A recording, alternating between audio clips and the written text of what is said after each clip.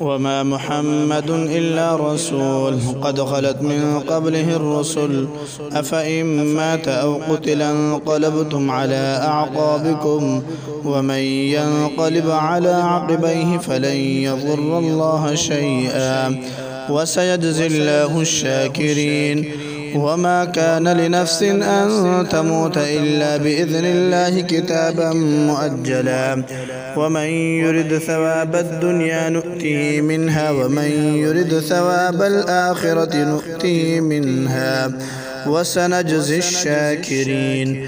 وكأي من نبي قاتل معه ربيون كثير فما وهنوا لما أصابهم في سبيل الله وما ضعفوا وما استكانوا والله يحب الصابرين.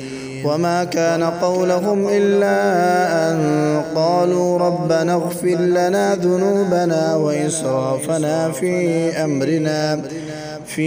أمرنا وثبت أقدامنا وانصرنا على القوم الكافرين.